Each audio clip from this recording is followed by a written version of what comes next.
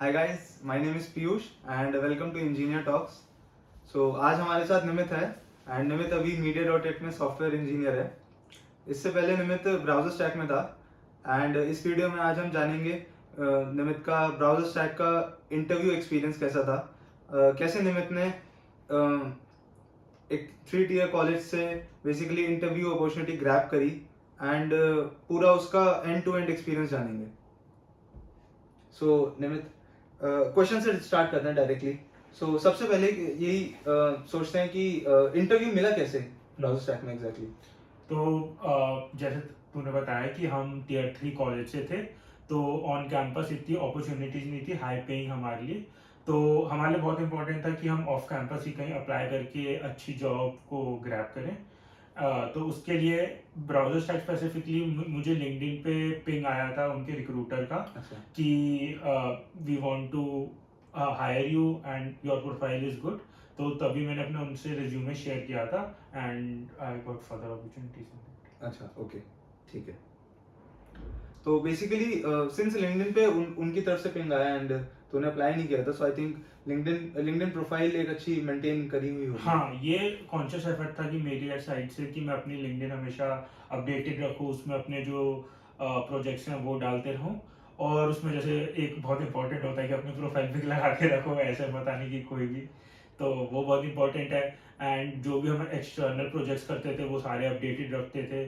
तो बस वही हाँ, सब ये था। काफी अच्छा पॉइंट है कि लिंक्डइन अपनी जो है हमें हमेशा अपडेटेड रखनी चाहिए, चाहे वो पर्सनल प्रोजेक्ट्स हो गए या कोर्सेज हो गए, वो सारा हमें अप टू डेट रखना चाहिए, या इंटर्नशिप एक्सपीरियंसेस भी हो गए, वो भी हमेशा अप टू डेट रहना चाहिए प्रोफाइल में। Okay, and second question start करते हैं हम कि प्रिपेयर कैसे किया इंटरव्यू के लिए। ब्राउजर स्टैक इंटरव्यू के लिए मेन जैसे बाकी डीएस एल्गो की प्रिपरेशन की थी, तो मोस्टली फोकस एरेज, उनका एरेज पे रहता है। Okay. और एरेज लिंक लिस्ट पे, तो मेरा भी उसी के अकॉर्डिंग मैंने arrays and link list Okay. तक प्रैक्टिस की थी डीएस एल्गो में। ओके, एंड कौन सी कोई रिसोर्स वगैरह जो शेयर करना चाहेगा जिससे प्रैक्टिस, लेट्स से अभी अगर कोई इंटरव्यू देने जा रहा है ब्राउजर स्टैक का, सो कहाँ से प्रैक्टिस करना चाहिए? मतलब बहुत सारे रिसोर्सेज हैं आजकल ऑनलाइन, बट जो मुझे पर्सनल प्रेफरेंस थी वो लीड कोड की थी। अच्छा। तो अगर कोई लीड कोड से इजी और मीडियम उसके कर ले, हाँ। एरेज के 2D एरेज के लिंक लिस्ट के, तो Okay. I think DS algo की तरफ से शुड बी इनफ। अच्छा, okay, and I think GFG भी एक अच्छा रिसोर्स हो सकता है। जीएफजी भी एक अच्छा तो रिसोर्स है। जीएफजी पे I think past interview experiences काफी मिल जाते हैं, तो वो भी एक अच्छा रिसोर्स है जो चेकआउट किया जा सकता है। ओके, एंड कुछ कुछ इंटरव्यू के बारे में जानते हैं कि कैसे राउंड्स थे, एंड कुछ सैंपल क्वेश्चंस अगर हम डिस्कस कर पाए तो वो भी बात करते हैं उस बारे में कि क्या क्या इंटरव्यू स्ट्रक्चर था इनका। तो ब्राउजर स्टैक का इंटरव्यू सबसे पहले तो एक ऑनलाइन राउंड होता है, उसमें 3 क्वेश्चंस थे। एंड आई गेस जिन लोगों ने भी आउट ऑफ 3 2 क्वेश्चंस कर लिए थे उन सबका सिलेक्शन हो गया था। अच्छा। एंड आफ्टर सिलेक्शन उन सबको उन्होंने मुंबई ऑन साइट इंटरव्यू के लिए बुलाया था। And Mumbai on site interview में वही उसके वहाँ पे फर्दर 4 और 5 राउंड हुए थे सबके। ओके, तो सबसे पहला राउंड ऑनलाइन रहा जिसमें कंप्लीट डीएसएल को रहा, एंड अगेन वो एरेज और लिंक लिस्ट ही रहे। राइट। अच्छा, ओके, ठीक है, and same easy medium level leet code का। हाँ। ओके, और सेकंड राउंड जो ऑनवर्ड जो फेस टू फेस था, वहाँ पे उन्होंने मुंबई बुलाया था। ठीक है, और ठीक है, तो वहाँ पे कितने राउंड्स हुए और क्या क्या रहा उन राउंड्स का स्ट्रक्चर? मुंबई में जो पहला था वो तो ये था कि वो वेब डेव के अराउंड असाइनमेंट देते हैं। अच्छा। तो वो ऐसा करते हैं कि तुम इंटरनेट तुम्हारे लिए अवेलेबल होता है, तो you can search on internet and using internet तुम्हें वो अपनी प्रॉब्लम स्टेटमेंट है उसको सॉल्व करना होता है। तो वो वेब डेव का एक असाइनमेंट होता है, वो देते हैं फर्स्ट राउंड के लिए। अच्छा, ओके, कोई जैसे sample question, exact question discuss नहीं करते, बट कुछ सैंपल क्वेश्चन जैसे डिस्कस करते हैं कि कुछ आइडिया लगाने के लिए। सैंपल क्वेश्चन हो सकता है, जैसे मान लो इफ दे से कि आपको एक चैटिंग एप्लीकेशन बनानी है, हाँ। उसका बैकएंड बनाना है। Okay. या फिर हो सकता है कि एक टू डू लिस्ट बनानी है, तो उसमें Okay. यूआई नहीं होता बट बैकएंड होता है कि आपको टू डूज की एपीआईज बना लो कि ऐड टू डू पे कॉल अच्छा। करूँ तो ऐड टू डू हो जाए और व्यू टू डूज हो तो सारे टू डूज वो हो जाए। तो बेसिकली मेन बैकएंड बनाना होता है एंड Okay. उसके लिए आप कोई भी लैंग्वेज यूज कर सकते हो जो आपको बैकएंड की आती है। ओके, एंड इसके लिए कितना टाइम देते हैं लोग? इसके लिए जनरली 1.5 आवर्स या 1 आवर देते हैं और वो भी इतना स्ट्रिक्ट नहीं होता, बट वो डिपेंड करता है कि तुम कर कैसे रहे हो, कैसी डायरेक्शन में हो। जैसे इवन आफ्टर 1 आवर तुमने कुछ भी नहीं किया तो फिर वो लिमिट रखते हैं, बट ऐसा देखते हैं कि वो 1 आवर में Okay. तुम्हारी डायरेक्शन बिल्कुल सही जा रही है and you are very close to the answer, तो वो Okay. थोड़ा एक्स्ट्रा 10-15 मिनट्स एक्स्ट्रा दे देते हैं। Okay, so mentors basically I think उनके वहाँ पे रहते होंगे जो कि कंसिस्टेंटली देखते रहते होंगे कि हाँ, वो उनके मेंटर्स होते हैं वहाँ पे जो आपकी हेल्प कर रहे होते हैं कि आप क्या, आप सही वे में हो, आप सही तरीके से प्रॉब्लम को अप्रोच कर रहे हो। ओके, तो वो पूरा उनका वहाँ सपोर्ट रहता है एंड वो बार बार देते रहते हैं, हेल्प कर देते हैं कि यहाँ पे ये प्रॉब्लम। एंड इंटरनेट एक्सेस भी आई थिंक होता ही होगा। इंटरनेट एक्सेस भी होता है, तो तो इजीली कोई कोड सिंटैक्स जो होता है वो इंटरनेट से देख सकते हो। ओके, तो मेन क्रक्स वही होता है कि आप प्रॉब्लम स्टेटमेंट को सॉल्व कर पाओ। ओके, सो बेसिकली एक बार कोड करने के बाद वेब डेव का जो भी असाइनमेंट दिया उन्होंने, उसके बाद क्या वो किसी सैंपल केसेस पे रन करते हैं या फिर मतलब कोई जस्ट एक बार इंटरव्यू जो भी मेंटर्स घूम रहे हैं वहाँ पे उनके साथ सिंकअप करके उनको दिखाना होता है? जो भी आपका मेंटर होता है वो एक बार चेक कर लेता है कि ओवरऑल सब सही चल रहा है, थोड़े से बेसिक टेस्ट केस से। अच्छा, देन फिर उनको कोड सबमिट कर दो अपना। अच्छा, ओके, कोड सबमिट कर दो। ओके, ठीक है। ओके, तो ये सेकंड राउंड हो गया हमारा। एंड इसके बाद कितने राउंड्स होते हैं? तो अब ऐसे ही होता था, तो जैसे जैसे सबका वेब डेव का हो रहा होता था, तो बीच में वो लोगों को टर्न वाइज बुला लेते थे उसके डीएसएलगो के राउंड्स के लिए।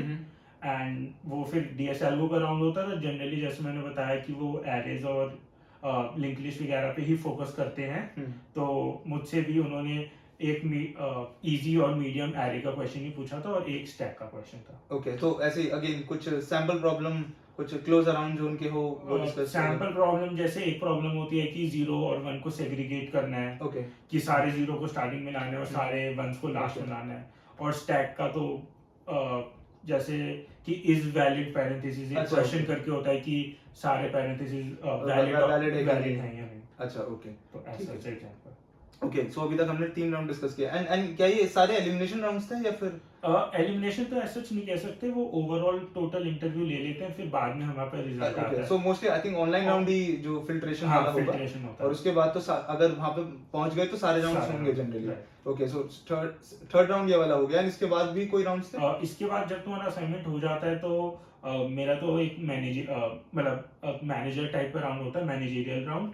वो डीएस प्लस तुम्हारा रिज्यूमे रिलेटेड होता है, जिसमें वो एक डीएस का क्वेश्चन भी पूछते हैं एंड जो तुम्हें रिज्यूमे से रिलेटेड कोई उनके पास क्वेश्चंस होते हैं टेक्स्ट से रिलेटेड, तो वो पूछते हैं।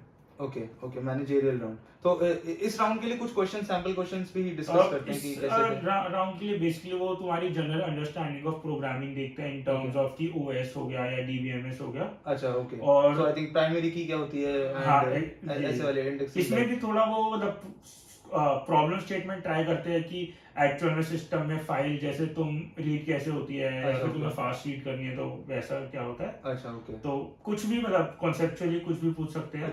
तो कोडिंग नहीं होती इस राउंड में? कोडिंग नहीं होती। अच्छा, कोडिंग नहीं होती। और कॉन्सेप्चुअली एसएच की डीएस का एल्गो का भी क्वेश्चन पूछ सकते हैं कि अगर ये क्वेश्चन सॉल्व करना है तो कैसे होगा, बट कोडिंग एसएच नहीं होती। ओके, सो ओके, ठीक है, तो ये हो गया हमारा फोर्थ राउंड। एंड इसके बाद एक और राउंड होता है फाइनल सीईओ के साथ। वो मुझे पता नहीं कि सबका होता है या फिर अच्छा कैसा होता है, मेरा तो हुआ था। तो वो सीईओ के साथ हमने डायरेक्ट बात की थी।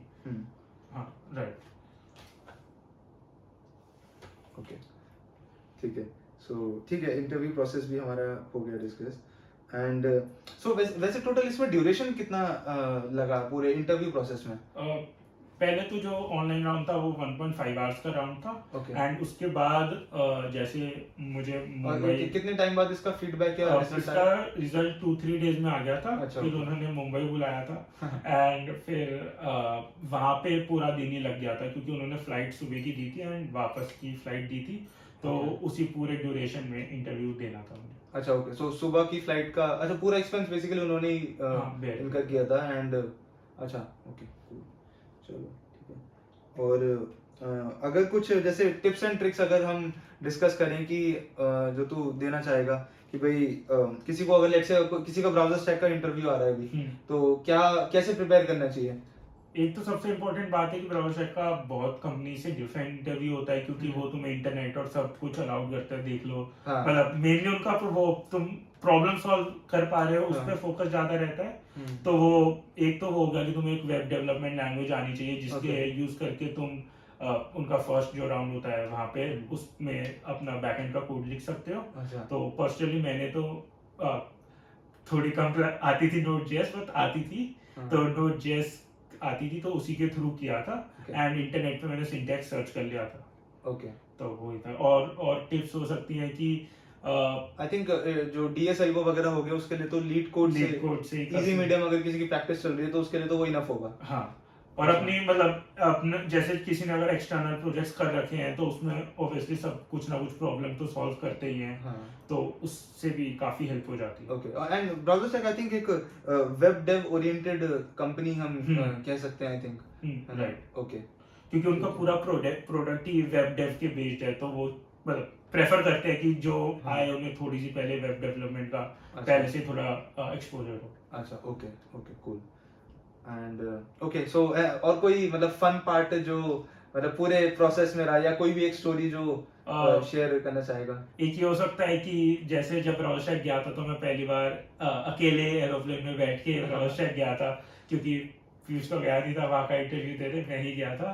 तो पूरी जर्नी में मैं अकेला ही था, और आई थिंक मुंबई में मैं पहली बार ही गया था, तो बिल्कुल नई सिटी थी, कुछ पता ही नहीं था वहाँ पे कि कैसे होता है। एक वहाँ पे गर्मी भी बहुत होती है दिल्ली की, मतलब ह्यूमिडिटी भी बहुत होती है, तो वो सब भी बहुत नया था, एंड कुछ ज्यादा तो देख आई नहीं थिंक पाया था एक प्लेन ही में भी दिन में। फर्स्ट टाइम बैठा नहीं नहीं, था। मतलब अकेले फर्स्ट टाइम बैठा अकेले था, तो फर्स्ट टाइम पता ही बैठा नहीं था कि था। अप्रोच कैसे करना है। और फिर ऐसा भी था कि सुबह 5 बजे की फ्लाइट थी, तो उठना भी 3-4 बजे था, और फिर बीच में सोना भी नहीं, डायरेक्ट जब मैं वहाँ गया तो वहाँ पे तो ऑलरेडी इंटरव्यू स्टार्ट हो गया था, मैं थोड़ा लेट था।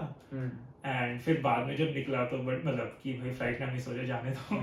तो वो ये सब है। और वैसे टोटल जब पूरा इंटरव्यू प्रोसेस हो गया उस दिन सो क्या रिजल्ट उन्होंने उसी दिन बता दिया या मतलब कुछ टाइम नहीं, था? रिजल्ट तो मतलब उन्होंने बता दिया था कि you are done for the day, and अच्छा फिर दो मतलब 3 days to 1 week लेते हैं एचआर आपको रिप्लाई करने में भी कि आपका फाइनल रिजल्ट क्या है, okay and then they roll out an offer. अच्छा ओके ओके कूल एंड अगर अगर हम डिस्कस करें कि ओके सिंस तूने फ्रेशर की तरह ज्वाइन किया था तो कैसा कॉम्पनसेशन जैसे क्या रहता है एक फ्रेशर के लिए ब्राउज़र स्टैक का उस टाइम पे क्या रहता था हाँ, बेसिकली? मेरे अकॉर्डिंग तो मतलब ब्राउजर शायद का कॉम्पेंसेशन बेटर ही रहता है। जो ऑन कैंपस कंपनीज आती हैं वो हाँ अराउंड